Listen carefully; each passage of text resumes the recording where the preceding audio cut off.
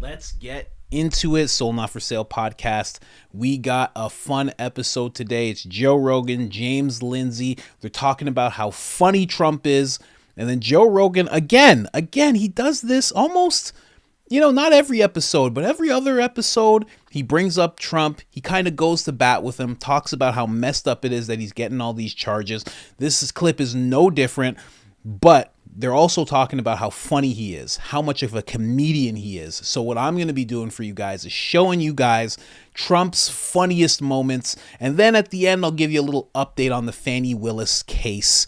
And, because she had her boyfriend working with her and there was all sorts of nonsense. So I'll show you a little bit of her testimony. And then the latest update, because there's actually been a big update. They're starting to fall apart in this case. Fani Willis and her boyfriend, Wade or Dwayne or whatever his name is, they're falling apart. Can't wait to show you guys that. Let's get into it. Don't forget about IamCoachColin.com. We got Soul Not For Sale stuff. Different variations. Newest thing is cancel Hollywood. Second newest thing is stop worshiping celebrities. Public enemy number one, as always, anti-mainstream stuff. Discount code is I am Coach Colin. All capital letters, all one word, one L in the name Colin. Let's get started. Joe Biden. Or whoever tells Joe Biden what to go Yeah, whoever gives Joe Biden his shots. What do you think cocktail they got him on when he goes and gives those speeches? I don't know, but it's got to be something good. I want to know. I really want to know. I want to know what he's doing. Dude, I'm barely catching up to you on baby IVs of NAD+. Like, I'm not ready for these cocktails. Well, I mean, whatever they give him, it must be extraordinary. Because you could tell he's ramped up. Oh, yeah, totally ramped up. Yeah, he's ramped up. And otherwise doesn't know where he is. It's so strange. And my favorite, it's one of my favorite, Trump, whatever else, he's funny. One of the favorite thing, no, maybe not, but top 5 favorite things he ever said was he was in an interview and they said, well, what do you think Joe Biden thinks? And he said, Joe Biden doesn't know he's alive on TV. Yeah. It was the funniest thing. Oh, no, Trump's hilarious. He does speeches and he does stand-up in them. Where he did like his impression of Joe Biden not knowing where to go. Have you seen that? No. You got to see this bit because I swear to God, it's like a fucking comic. He's doing this impression of Joe Biden. He always does this thing. Like you watch him, you're like, the guy's a comic. He's hilarious. Well, he's been on TV forever. He knows how to shoot back. He knows how to talk shit. He knows zingers. It's like he knows how to work a crowd. So you think about it. If he is a smart man, regardless of what you think about him, you got to realize the guy's been very successful, right? Yeah. Don't lie.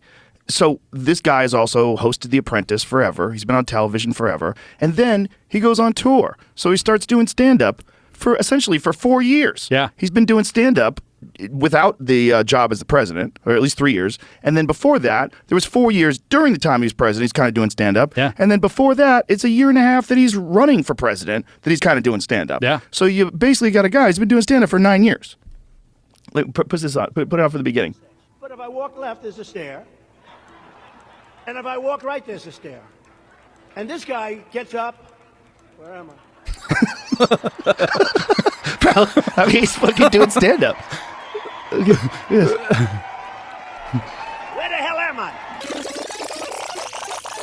So now new records are being set like gasoline. Gavin has become crooked Joe Biden's top surrogate, I think, because he doesn't think Biden is going to make it. That's why he's doing it. He doesn't think he's going to make it, and it won't be him so easy. He's going to have a big fight.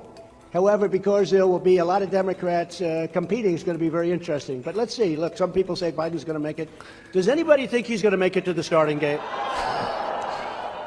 I mean, the guy can't find his way off of a stage. Look, here's a stage. But it goes a little further than that. I've never seen this stupid stage before, right? I've never seen it.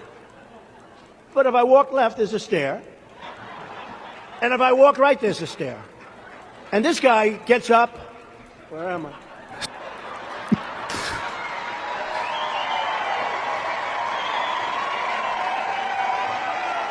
Where the hell am I? Where am I? Nah, he's terrible. Terrible. I'm much tougher on him than I used to be. Out of respect for the office, I was never like. He's the most corrupt president, the most incompetent president we've ever had. But when they indicted me, and then again and again and again, I was never indicted. Now I'm setting records. Al Capone was not indicted so much. Alphonse Capone. If you looked at Al Capone in the wrong way, he'd kill you. He was not indicted like me. I was never indicted. I didn't know. When they taught me at the Wharton School of Finance, they didn't talk about indictment. It's a disgrace what's happening. They've weaponized elections. They've done everything. I mean, these are very bad people. But I used to talk relatively nicely about him. I wouldn't go out of my way. I wouldn't say the things I say now. Now I'm just all in because these people are bad and they're dangerous, and we have to stop it. Okay, that's not it. There's a thing where he does a thing about. He's probably doing it at multiple speeches. Yeah. When he talks about him, he's like pointing at somewhere. Yeah. But it's I like, don't know. That Wharton thing was pretty good too. it's pretty funny. It is kind of crazy how many times they've indicted him. Yeah. It's pretty wild. I actually hear, like, I fly a lot, so I'm on planes a lot, and sometimes people talk, and they, like, I've heard several times people are like, well, I'm a Democrat, but I don't, like, why does this keep happening? It's kind of crazy because it seems like what happens in banana republics. Uh-huh. But just somehow or another, it's okay. The exact same thing. Well, because protecting democracy. Well, did you see when that guy from Shark Tank, Kevin O'Leary, when he was discussing this whole thing, is like, you're going to ruin real estate development in New York. People are not going to want to do real estate deals there because this is how they do it. Yeah. When they say my building is worth $400 million, you're supposed to say, no, it's worth $300 million. Here's a loan on $300 million. Like, to say that that's fraud when he paid the loans back. Yeah. This is that is like the epitome of, like, what are you doing? Like, what are you chasing? And what have you not chased? What have you not chased down? Can we go over what you have not chased down and you're chasing this down? Is it possible that you're doing this because this guy's running for president? Right. Because it kind of seems like it to the world. Yeah, it looks real. It looks real like suspicious. that. Yeah. It looks real like you're trying to prosecute your political opponents. With these gigantic, Letitia James with these gigantic, I don't even know what it is, a settlement. It's not a settlement. $360-something million. That's insane. It's a lot of money. That's for a lot of someone money. that does. Where's it go? Because there's no victims. Right. That's exactly. a problem. Like Elon tweeted that. Yeah. It's like, okay, where does it go? It goes to her brag sheet is where Well, it it's goes. just kind of bonkers. And then you get the fucking Georgia one with that Fanny lady. Yeah. The lady's in trouble. She's in trouble. She's in hot water. She's in real trouble. She's in real trouble. I was actually in Fulton County the day where Trump came in and got indicted and did his mugshot or whatever. It's pretty wild. I mean, it's just nothing. There's not a story, but I was there, not at the courthouse. I was just nearby, and I was like, holy shit, I came here on this day, like, of all days. But yeah, she's in trouble. She's host. The whole story is amazing, though. To see her on the trial getting sassy. To see her on the stand getting sassy, and to see that her explanation was cash. She keeps a lot of cash around the house. Like, where'd you get this cash? Yeah, really. Why do you have so much cash to pay for all these vacations and all that? You paid them back? Okay. Yeah.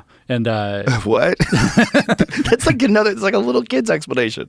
Oh, I paid him back in cash. Yeah. That I just had laying around. I just happen to have it, With the idea that it's a black thing too. Like, look, that's what I was going to say. Keep cash around. They tried to come out and say, well, this is, they're scrutinizing her because she's a black woman. Yeah. And this is encouraging, though, because like 2 years ago, I think that would have worked. And now it's like people are like, stop. The other thing she tried was, I am not about to emasculate a black man. What does that mean? That is not an answer to a question. That is not. But that's a way to throw up that race card and so you can get out of this question. That's right. Get out of jail free. Emasculate a black man. Look, he just happens to be black. We're just talking about what you did with the money. Yeah. Like tell us about the money. It doesn't matter who the people are, just who did the money. money. What the fuck happened here? Yeah. Like, what's going on? I call it the iron law of woke corruption. It's so wild. Yep, the iron claw of woke corruption. That's actually a great way of putting it.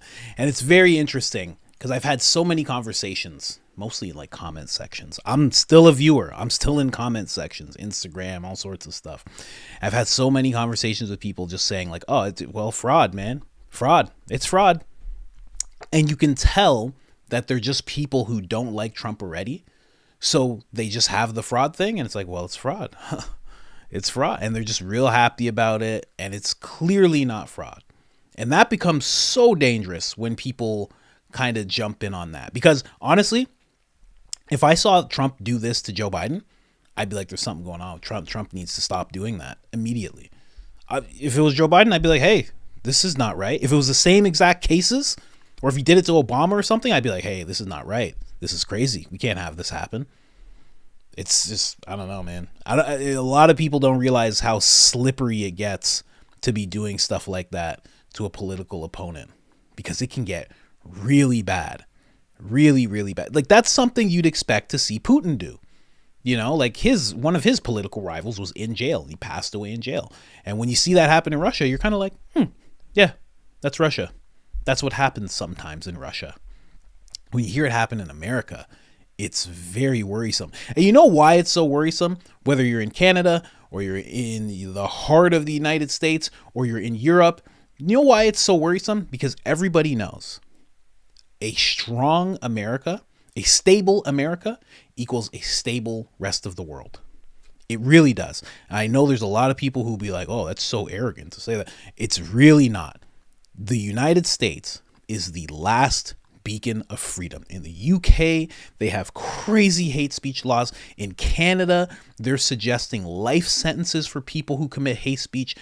It's getting so crazy all over the world. Not to mention Africa, I mean China, you know what's going on in Russia, South America.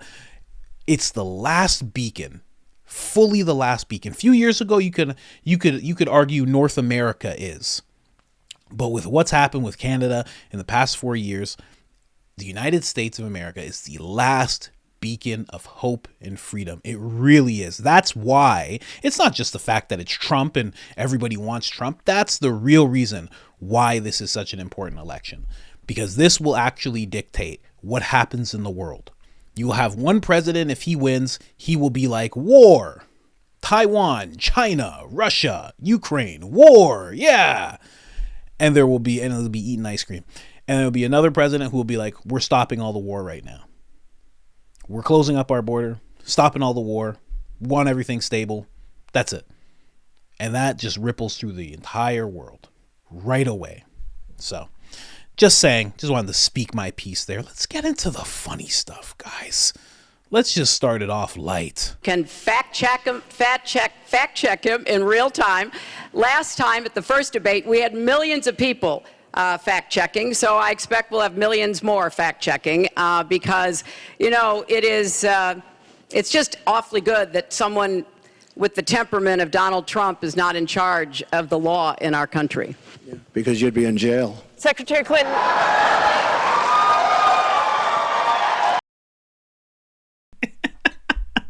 Because he'd be in jail. Oh my gosh. The comedic timing is off the hook, because when you see him, I don't know if you guys know, like when it comes to stand-up, right? You can do stand-up comedy, right? But then there's also, I don't know, you've probably watched them. There's roast battles. And when he gets into this mode where he's standing face to face with someone, he gets in roast battle mode. And it's lethal what happens with this guy. Let's play another one here. Let's go. Oh, this one. Oh, this is actually the origin. Now, the sound quality isn't the best, okay? I'll say that right up front. This is the origin of why Rosie O'Donnell hates Donald Trump. This is the origin. Listen to this. Fairness, probably would have been a smaller, very small story, would have passed. But I did have a response. I called her a pig, a degenerate. I said that her wife is a lovely person, which she is. She's married to a lovely person who she calls her wife, and that's fine. You know, that's your deal. And I go on the show, the Today Show, to talk about The Apprentice about a month ago. And I have Meredith Vieira asking me questions. And she starts off, she's supposed to talk about The Apprentice, or how good I am, or great, or something. And she starts off by saying, Donald, why did you attack Rosie? So I start off with that. And then she said, is it true that you said she was crude? I said, no, I never said that. It's not strong enough. I said she's a total degenerate. And then she asked me another question. Is it true that you called her a fat pig? I said, no, I called her a pig. I didn't say she was fat, because that's politically incorrect. But come to think of it, Meredith, is she fat? Oh, I want to know an answer that you I said, Meredith, I want to know, is she fat? And she goes, oh, I don't think I should answer that. I said, well, assuming I did call her a fat pig, do you think I'd be wrong? I didn't. But do you think I'd be wrong? And she goes, let's get off the subject. Because these people really have no balls. I mean, I love Meredith. She's very nice, but they don't have them. Man, again, I apologize for the audio, but I couldn't find this at any other place. He's like giving a speech, and it's a real estate place, because you can see in the background it says real estate. So I guess he just started going into Rosie O'Donnell. I don't know. It's incredible, but that has to be the origin, right? Because obviously he's already called her, all the things that he called her. But then he decides to get on stage and do it again. And here's the thing. Here's the real reason why it bred so much hate in Rosie. Because she's a stand-up comedian. And he's doing stand-up better than she can do stand-up. And nobody likes that. Believe me. I've been on stage. I've been on stage and I've done better than somebody who's years in, and they don't like it. It makes them very mad. And it's not like I'm going at them or anything, but it's just a thing. You just don't like it right away. So for her to see Donald Trump not only speaking in front of crowds bigger than any crowd that she gets, getting laughs bigger than anything she's got, but on top of everything, he's going at her, calling her all sorts of names, and people are loving it. That has to be where it really, really hurts. This is a tough business to run for president. I know. You're a tough guy, Jeb. And we need to have a leader that is real principled. tough. You're never going to be president of the United States by insulting your way to the presidency. Let's see. I'm at 42 and you're at 3. So Doesn't matter. far I'm doing better. Doesn't matter. So far I'm doing better. You know, you started off over here, Jeb. You're moving over further and further. Pretty soon you're going to be off the end. This doesn't do a thing to solve the problem. One at a time. Doesn't do a thing to solve the Hugh, go ahead. You're real tough. You're real tough. That's the comedic timing. I'm telling you, man. That is, just destroys people. You're going to see in the next, 2028, you're going to see a lot of people are going to be trying to shape up their comedic timing. They're going to understand that this is something that they actually have to do. We're probably going to see Vivek again. We're probably going to see Ron again. We're probably, if The Simpsons is right, we're going to see Ivanka. I'm just saying, Simpsons has predicted quite a bit. But we're going to see people bringing that comedic timing. It's going to be out of control. It's going to be absolutely out of control. We'll see. Here, let's get into this. This is a little bit of what Joe was talking about. Here, let's go. For the fake news. You know, it's a problem. If I have fun and I want to be a little sarcastic, because I'm a somewhat sarcastic person, I have humor. You know why I have humor? Because if I didn't, and I'm looking at what this guy has done to our country, you have to have a little humor. But sometimes I'll imitate, because you know he can never find his way off a stage. You know that, right? He makes a speech that lasts for about 2.5 minutes, and then, then he always goes, you know, do you ever notice the weirdest thing? He goes, thank you. And he points. No, he always points. And then he starts walking, and they're waving him to the other. It's the other stair. And he goes around and doesn't know what the hell he's doing. He's lost. Then he'll walk off the back of the stage where there's no stair and fall down. No, I mean, you know, but here's the problem. Whenever I imitate that, they put me on saying I couldn't get off the stage. So I have to be very careful. When I substitute Barack Hussein Obama, has anybody ever heard of Barack Hussein Obama? And I use his name instead of, and I say, our president, Barack Hussein Obama, meaning who's calling the shots. Does everyone sort of understand it? The fake news says, he doesn't know the name of our president. He doesn't know it's Joe Biden. He must be cognitively impaired. I'm not cognitively. And you know what? When I am, you're going to know it. You're going to be the first people. I know my people. You'll say, all right, Trump, you did a good job. Get the hell out of here. That's it. That's it. No, these are very dishonest people. No, I called my wife. I said, baby, how was that? Just tell me. How good was I tonight?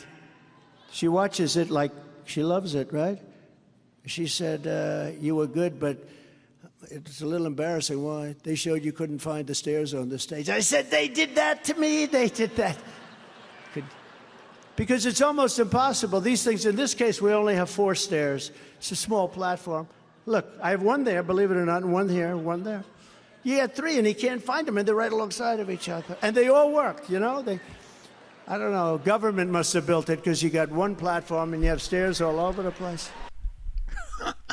I don't think Cat Williams said something when he was on Joe Rogan. He was talking about how people just think comedians are just talking. When you see Trump do that, you think he's just talking. But like Joe showed you one clip where he was talking about that same thing, couldn't find the stair. All of a sudden I show you the clip that Joe wanted to see where he's talking about the pointing. And then he added, I'm telling you, you got to go on stage and you'll understand how crazy it is, because he added that part in. Then he walks off the back of the stage, falls down. He added that in. You guys, maybe you guys do know. I shouldn't just assume you don't know. Maybe you do understand. But that's hard as a comedian. It's hard. And you could tell he actually, like a comedian, he has his bit. He's like, I'm doing my bits. We're going from place to place. I'm doing my bits. Everybody's going to hear about how he falls down the stairs. Everybody's going to hear about how he can't string together 2 sentences.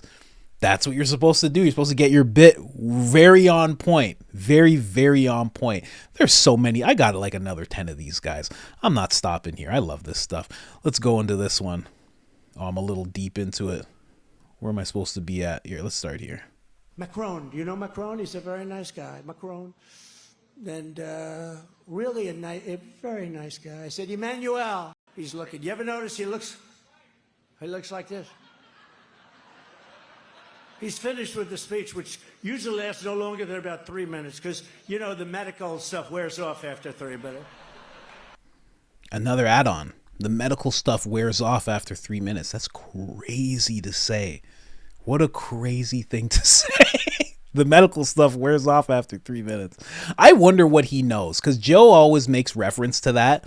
Joe keeps saying, like even at the beginning of the clip I played, he was talking about Biden. He's like, what kind of cocktail do they have this guy on? Because what he did at the State of the Union, right? Like, he's not usually like that. I wonder what Trump knows. I wonder if he knows that there's something going on. Tucker has alluded to it a lot. Joe keeps alluding to it. He says it has to be. Trump is doing the same thing. I would love to see those 3 guys in a room together. Just saying. If I had a podcast, like my all-time podcast, it would be seeing Trump, Tucker, Joe Rogan all together in a room. Joe Rogan, listen, JRE, Trump in one seat, Tucker in another seat. All 3 of them together. Just like when he did Alex Jones and Eddie Bravo. Boom. Perfect. That would be my all-time podcast. Here, let's get into this one. And I don't even know why they're bringing us this. This is Joe Scarborough. The crazy Joe Scarborough on MSNBC. He's bringing us gold. Listen to this. Trump says, I don't think so. Since I've talked about it so much, let's play it.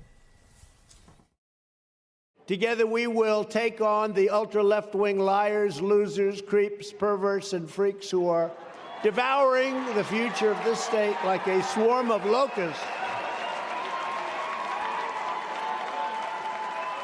And we'll stand up to crazy Nancy Pelosi, who ruined San Francisco.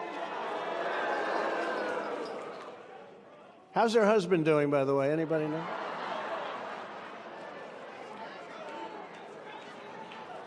And she's against building a wall at our border, even though she has a wall around her house, which obviously didn't do a very good job. What they've done is they've gone after opponents so that if you become president or some other job, but if you become president and you don't like somebody, or if somebody's beating you by 10, 15, or 20 points like we're doing with crooked Joe Biden, let's indict the mother. Let's indict. The Republican Party. They're Listen, for MSNBC to show that, I don't think they realize how badass that made Trump look. I don't think they realize. I think they're like, we got him with this one. He insulted Paul Pelosi. I don't know. I'm in. You show me that. That could have been a Trump ad. I'm in. I'm in. That joke about the wall? Oh my gosh. Come on. That works on so many levels. Now, we're getting into some other stuff here. Now, this is Trump at his prime. Okay, this is prime Trump. Okay, I hope I can remember. Okay, yeah, I got this. This is Trump in his prime, grilling Hillary Clinton, roasting Hillary Clinton. This is wild. But this shows really well-rounded comedic skills, because he's going at Hillary hard, but he's also going at himself, goes at his wife. Like, it's just all around. It's amazing. Who have known and loved me for many, many years. It's true. The politicians. They've had me to their homes. They've introduced me to their children. I've become their best friends in many instances. They've asked for my endorsement, and they always wanted my money.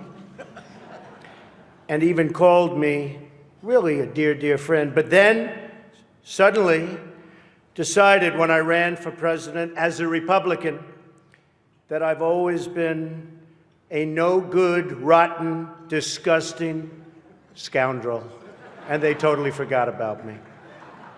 But that's okay. You know, they say when you do this kind of an event, you always start out with a self-deprecating joke. Some people think this would be tough for me, but the truth is, it's true. It's true. The truth is I'm actually a modest person, very modest. It's true. In fact, many people tell me that modesty is perhaps my best quality. So that's him getting at himself, poking fun at himself. Why not? Why not poke a little fun? But it gets deeper. It gets deeper, folks. Let's go.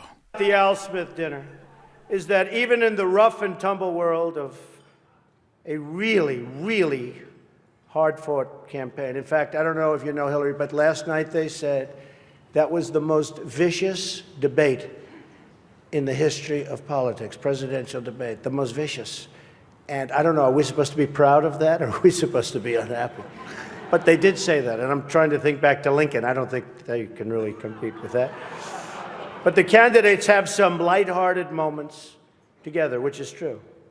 I have no doubt that Hillary is going to laugh quite a bit tonight, sometimes even at an appropriate moment. It's true.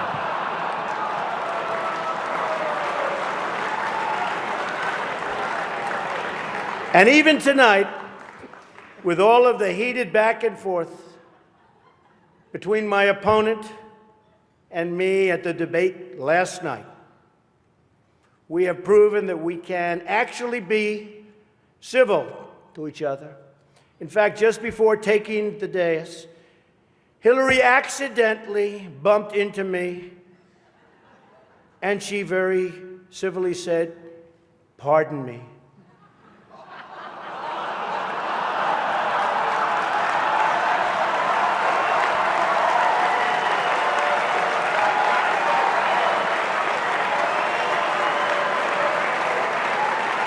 And I very politely replied, "Let me talk to you about that after I get into office."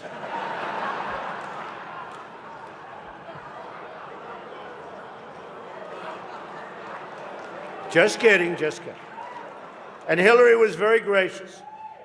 She said if somehow she gets elected, she wants me to be, without question, either her ambassador to Iraq or to Afghanistan. It's my choice.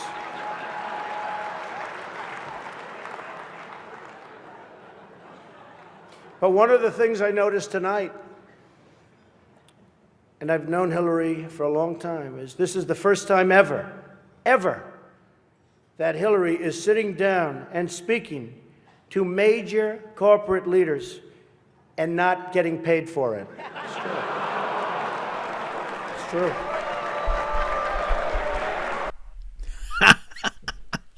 I love it. Hillary just has to laugh. Oh man, this is Trump in his prime.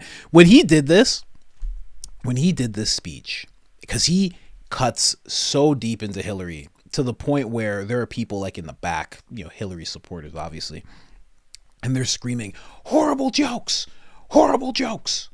Horrible, horrible." And Trump's just like, thank you.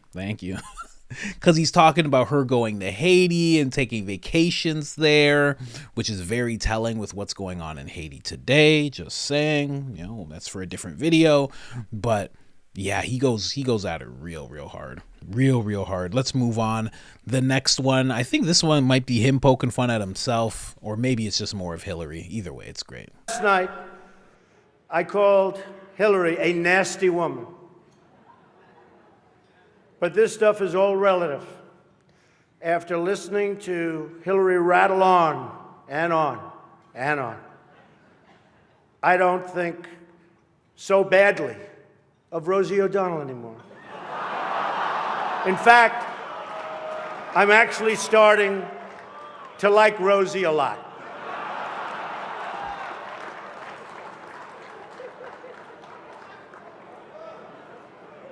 These events give not only the candidates a chance to be with each other in a very social setting, it also allows the candidates the opportunity to meet the other candidates' team. Good team. I know Hillary met my campaign manager, and I got the chance to meet the people who are working so hard to get her elected. There they are, the heads of NBC, CNN, CBS, ABC. There's the New York Times right over there, and the Washington Post. They're working overtime.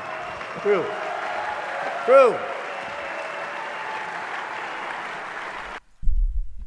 And I think we all learned as time went on that it was more true than any of us really understood. Very, very true. Wild thing to say.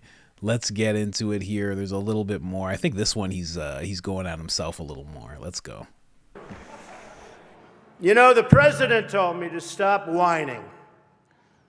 But I really have to say, the media is even more biased this year than ever before. Ever. You want the proof? Michelle Obama gives a speech, and everyone loves it. It's fantastic. They think she's absolutely great. My wife, Melania, gives the exact same speech. And people get on her case. And I don't get it. I don't know why. And it wasn't her fault. Stand up, Melania. Come on. She took a lot of abuse.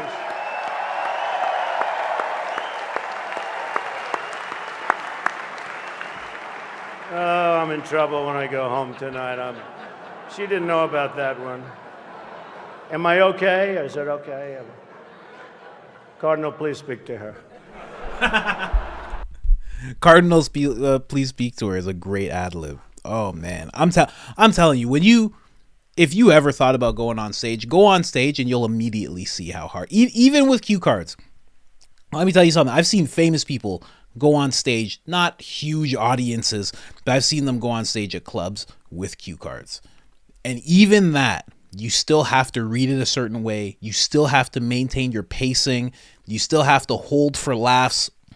I can't even explain to you guys how hard it is to hold for laughs. I can't even do it. I can't do it. If I get a laugh from a crowd, I'm like, okay, it's time. Let's go. I get all excited. When you can actually just hold and just let a laugh happen and look around, man, I can't do it. I get way too excited. Let's go right here. Where are we going after this? Then we're jumping into Fani Willis.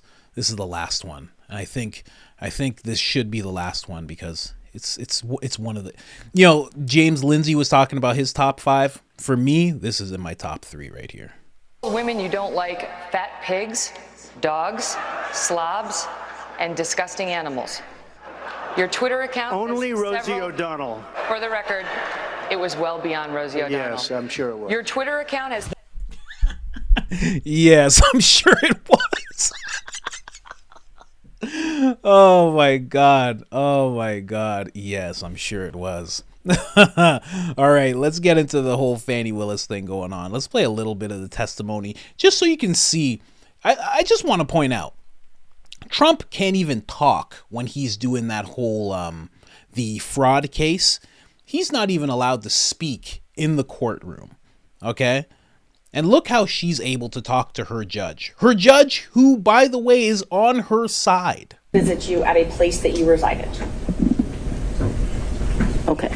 I don't understand. You're going to give me that. In 2020, I lived in South Fulton. Okay. That's the only place I lived in South Fulton. That's before I had to abandon my home, Judge. All right. And at my home in South Fulton, he never came there, okay? So if you don't come someplace, you can't live there. Ms. Willis, I'm going to have to caution you. This is going to be the first time I have to caution you. We have to listen to the questions as asked. And if this happens again and again, I'm going to have no choice but to strike your testimony. So, we need to break this down. Ms. Merchant's question, I believe, was asking whether you lived anywhere other than South Fulton.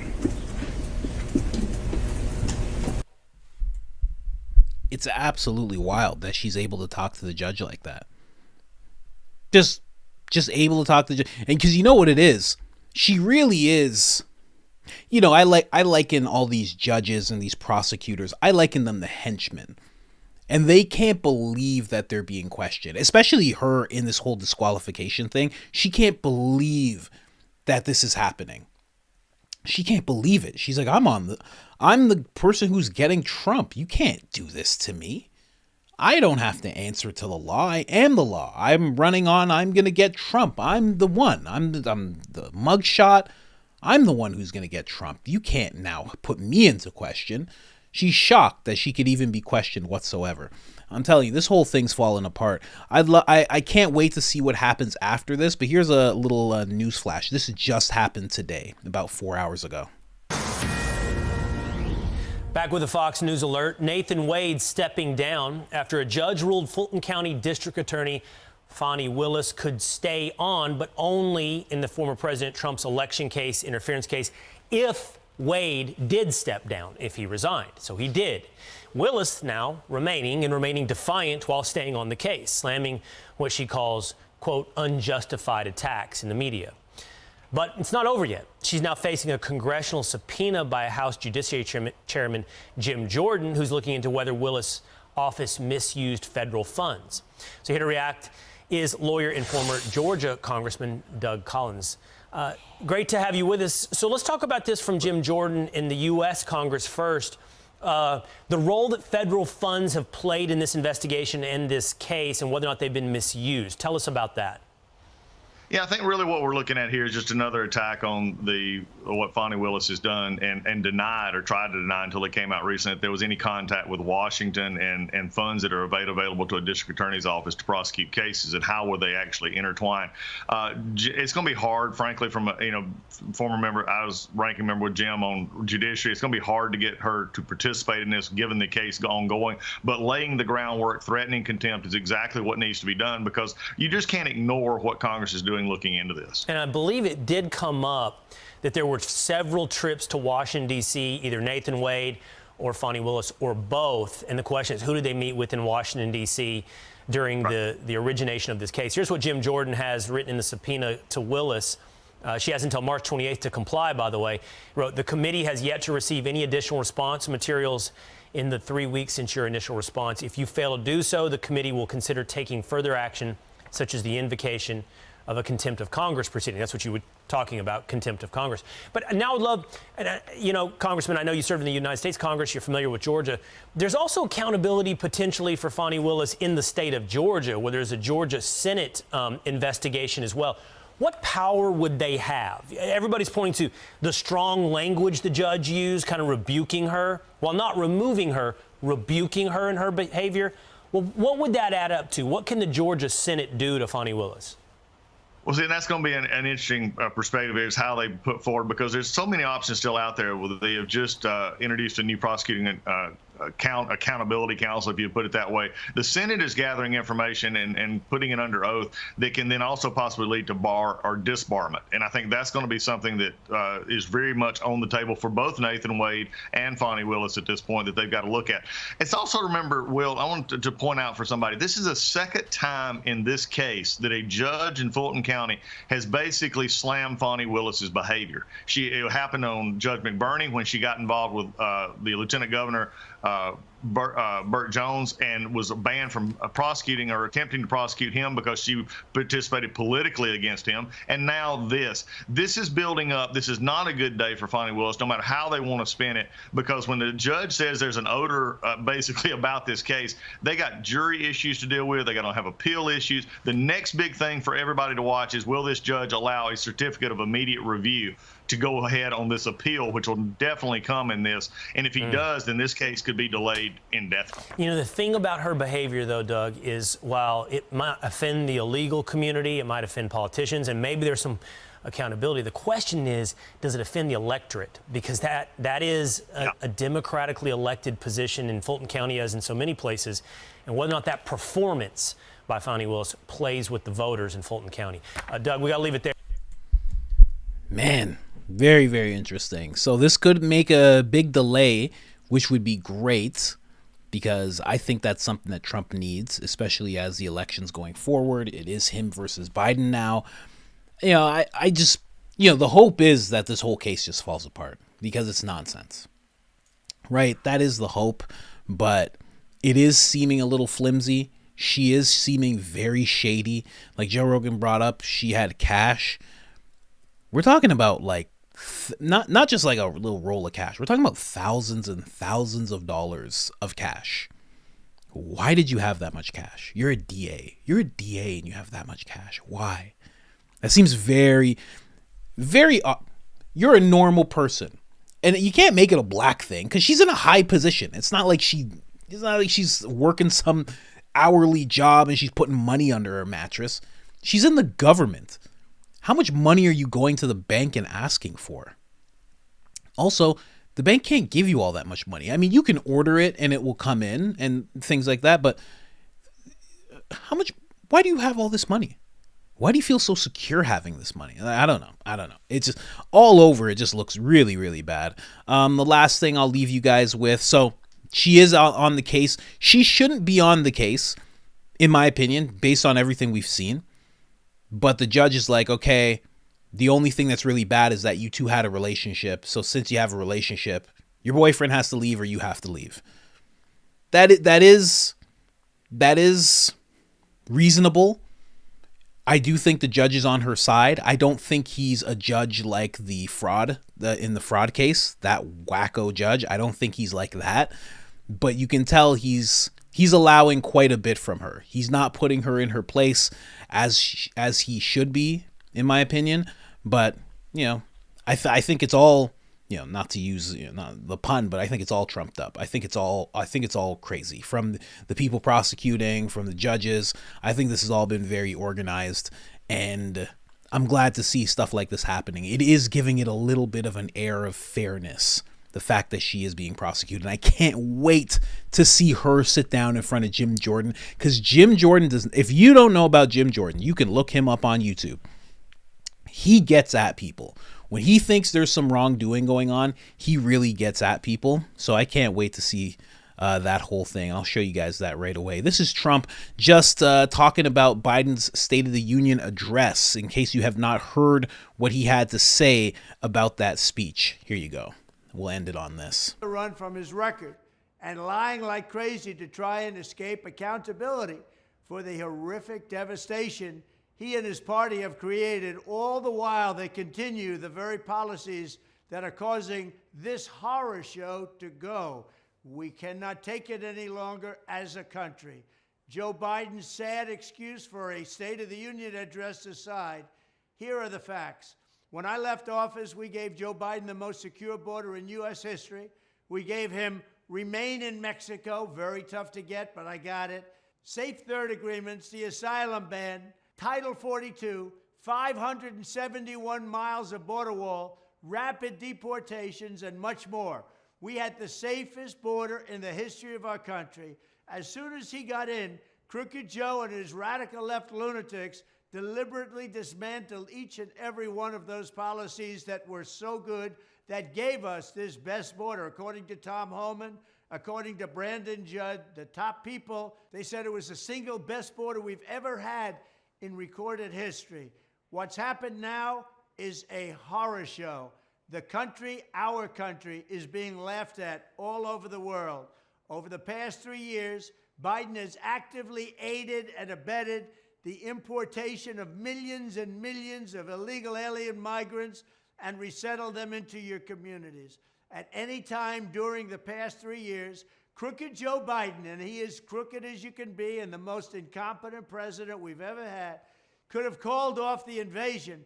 But to this day, he is keeping the hordes of illegal migrants and illegal aliens pouring into the country. By the time his term is up, we could have close to 20 million people in our country. And we have no idea from where they come. We have no idea who they are. They have no identification. Many come from mental institutions. Many come from prisons.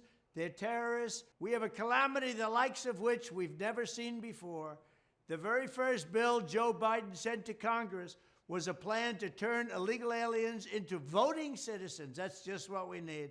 No matter what Crooked Joe says, his actions prove his priority is to import a colossal new illegal alien population and let them all stay. My priority is securing our border and sending Crooked Joe's illegals back home.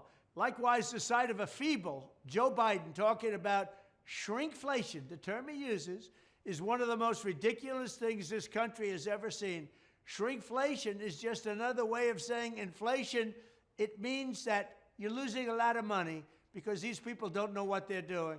It was all caused by Crooked Joe Biden and the people that surround him, and they are radical left, Marxists and fascists and communists and socialists.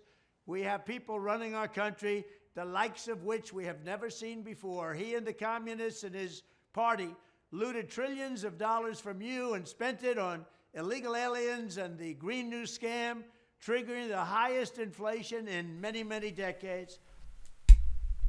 You know what's really crazy about what he just said? When he's talking about, the people that are alongside Joe and everything, and, looting the money and spending it on illegal. It's all true. That's the craziest thing, is that it's all actually true. Usually you hear somebody who's, opponent, you hear them say stuff like that, you're like, they're just making it up.